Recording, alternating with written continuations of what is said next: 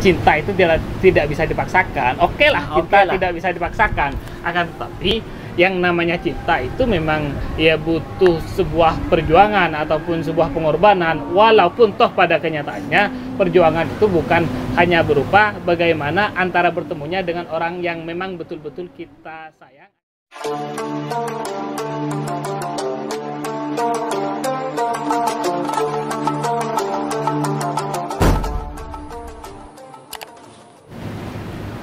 Assalamualaikum warahmatullahi wabarakatuh.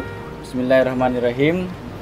Kembali lagi di channel saya, yang mana untuk memberikan semacam motivasi sekaligus beberapa kebaikan yang kita bisa ambil. Dan saya sekarang bersama dengan rekan Bibur. Beliau adalah Ketua PAC Kecamatan Pegantengan.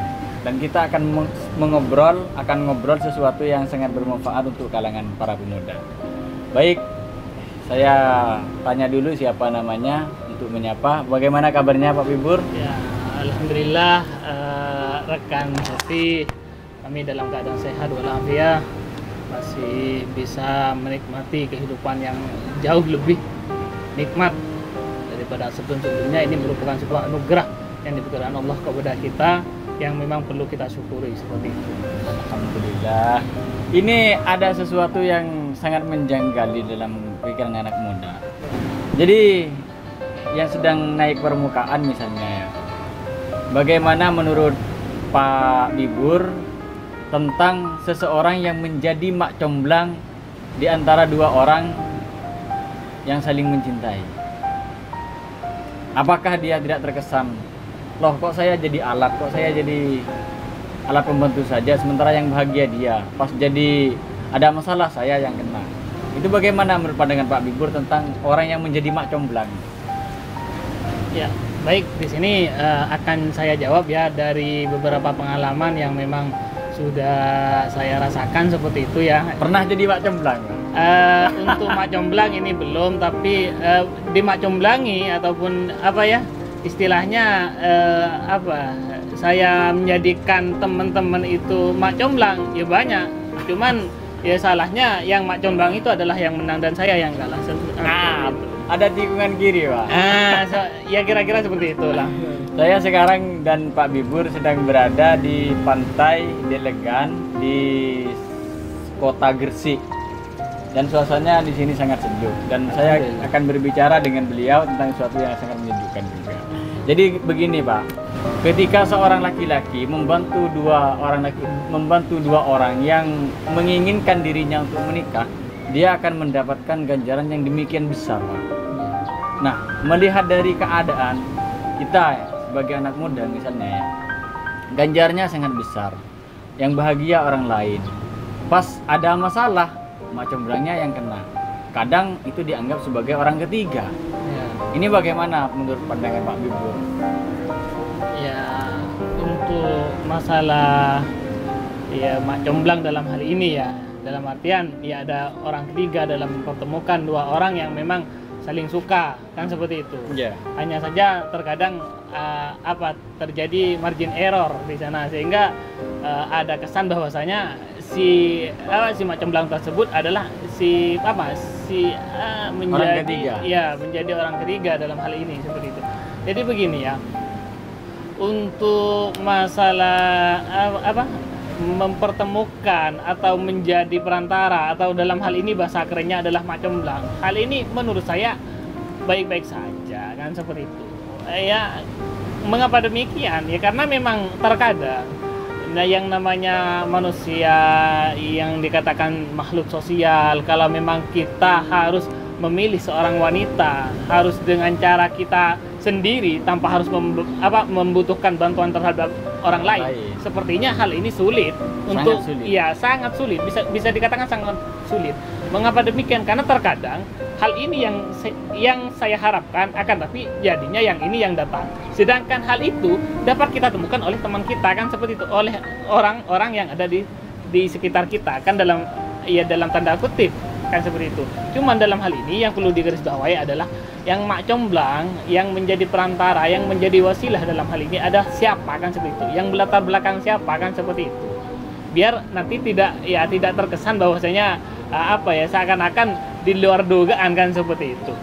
Terus gini Pak, kalau jodoh itu kan sudah terkenal, bisa jadi karena bisa jadi karena pertemuan, bisa jadi karena dipertemukan. Ya. Jadi jodoh itu kadang ada yang karena bertemu, ada yang karena dipertemukan.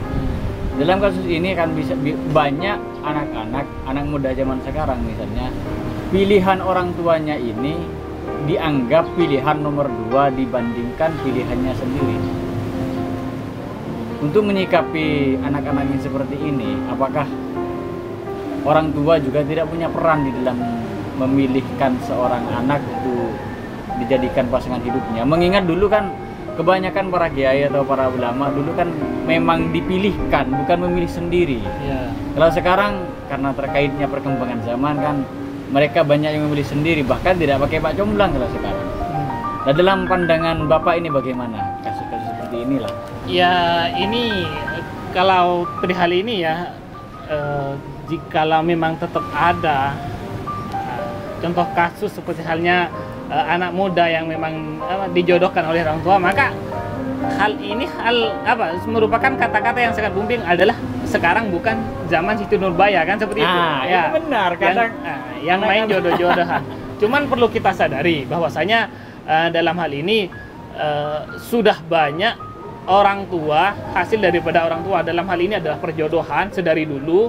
Ini banyak banyak menghasilkan sebuah kenyamanan ataupun keindahan ataupun kerukunan dalam rumah tangga, sehingga menghasilkan buah hati yang lebih sesuai harapan seperti itu. Nah, itu tidak dapat kita pungkiri. Akan tetapi melihat daripada perkembangan zaman,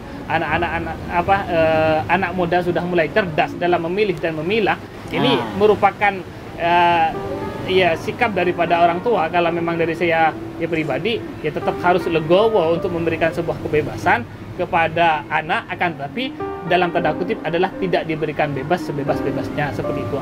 Dalam hal ini adalah tetap perlu pengawasan, sehingga antara suatu keinginan antara orang tua dan si anak tersebut betul-betul menjadi satu visi misi, sehingga menimbulkan sebuah kesempurnaan seperti itu. Jadi gini Pak, Ya, kadang seorang anak perempuan ketika mau dijodohkan sama orang tuanya, dia mengatakan, loh saya yang mau menikah, saya yang mau menjalankan kehidupan saya, yang mau berumah tangga saya, yang mau mengurus anak saya, kok orang tua saya yang memilihkan pasangan untuk saya. Itu dilihat dari pandangan masa depannya, sementara dari pandangan latar belakangnya, dari kecil dirawat oleh orang tuanya, yang merawat dari kecil sampai dia dewasa, berkembang karena orang tuanya. Pas sampai di pertengahan itu, ternyata seakan-akan seorang anak itu mengatakan, untuk menolak biasanya mengatakan seperti ini, lebih baik kalau ibu menginginkan saya dengan dia, kenapa tidak ibu saja yang kawin dengan dia? Nah, kata-kata seperti ini menurut pandangan Bapak gimana? Apakah itu tidak terlalu kasar terhadap orang tua? ya, yang pasti dalam hal ini, karena memang kalau hal ini dianalogikan kepada saya, seandainya saya yang ada di posisi itu, maka ya bagaimanapun seperti halnya kata-kata yang memang sudah anak muda sering katakan, bahwasanya cinta itu tidak bisa dipaksakan. Oke lah, kita tidak bisa dipaksakan, akan tetapi yang namanya cinta itu memang ya butuh sebuah perjuangan ataupun sebuah pengorbanan, walaupun toh pada kenyataannya perjuangan itu bukan hanya berupa bagaimana antara bertemunya dengan orang yang memang betul-betul kita sayang, akan tapi bagaimana kita berupaya untuk yang menjadi sebuah tawaran dari orang tua itu, bagaimana kita bisa menyayanginya secara lambat laun sehingga kasih sayang betul-betul tumbuh. Seperti disitulah tercapai sebuah keinginan, karena memang tidak dapat dipungkiri dari dulu dengan kata-kata Siti Nurbaya itu banyak sekali hasil daripada bahkan orang tua saya sendiri itu. Iya, hasil daripada perjodohan. Akan tapi sudah dapat kita akui bahwasanya keturunan orang-orang terdahulu itu ya mainnya itu 10 atau 12. Itu kan merupakan sebuah bentuk ya kerukunan ataupun sebuah kenyamanan mahligai dalam rumah tangga seperti itu. Kalau Bapak sendiri lebih memilih mana antara dicarikan atau mencari? Kalau saya pribadi perihal itu ya, antara mencari sendiri dengan dicarikan. Iya. Begini ya, kalau ini memang pertanyaan yang cukup berat, akan tapi hal ini tetap perlu dijawab kan seperti itu. Iya. Karena biar menemukan jalan tengah. Iya, jalan tengah. Ya biar sama-sama merasakan bahwasanya hal ini merupakan sebuah perjuangan, maka ya dalam hal ini saya akan berusaha untuk mencarikan sehingga orang tua berusaha untuk menerima. Kan ini sama-sama berjuang seperti itu. Itu kalau dari saya pribadi. Jadi kalau sampean itu mencarikan dan meminta kepada orang tua atau berusaha membuat orang tua menerima. Nah, itu. Sehingga ada semacam kolaborasi. Nah, kerjasama lah dalam hal ini ya, dalam penandatanganan MOU seperti itu. Jadi semoga untuk beberapa pesan dan kesan dari Bapak Bibur bisa disampaikan di sini terkait tentang maraknya perjodohan sekaligus adanya mak comblang di dalam hubungan yang belum tentu akhirnya menjadi sebuah pernikahan. Pesan-pesan terakhir lah sebagai penutup. Ya, baik. Pesan dari saya kepada anak-anak muda sekalian bahwasanya yang namanya orang tua itu tidak akan pernah memberikan sebuah penawaran yang penawaran itu bisa merugikan terhadap diri orang tua tersebut, bahkan terhadap anak tersebut, kan seperti itu. Tidak ada orang tua yang tidak sayang anak. Iya, tidak ada orang tua yang sayang anak, ataupun dalam kata Maduranya itu yang sering yang sering dilontarkan oleh orang Madura itu tade ring tuahnya bak kecurang, kan seperti itu. Tade ring tuahnya bak kecurang. Cuman dalam hal ini perlu digarisbawahi bahwasanya kalau kita kembalikan kepada kaidah fikih itu khairul umur awsatuha, ya bahwasanya hal-hal yang memang dikira baik itu ya pastinya hal-hal yang berada di tengah-tengah dalam hal ini. Dalam artian apa? Dalam hal ini bahwasanya kita jangan terlalu monoton bahwasanya saya lah harus memilih dengan hasil perjuangan ataupun hasil daripada kasih sayang saya sendiri, ataupun tidaklah saya harus tetap menerima orang apa yang memang sudah diberikan orang tua. Tidak seperti itu, akan tapi bagaimana kita bisa mengambil jalan tengah sehingga hal itu betul-betul menghasilkan sesuatu yang sangat baik. Yang sangat baik, dan memang tidak ada istilah dirugikan antara anak dan orang tua seperti itu. Jadi kalau misalnya teman-teman sudah punya pilihan sendiri, lalu orang tua sudah juga mempunyai pilihan, ini gimana Pak? Anak sudah punya pilihan, orang tua sudah punya pilihan. Gimana ini, pilih pilihan sendiri atau pilih pilihan orang tua? Ya, yang pasti cara menimbangnya itu Pak. Cara menimbangnya. Cuman begini ya,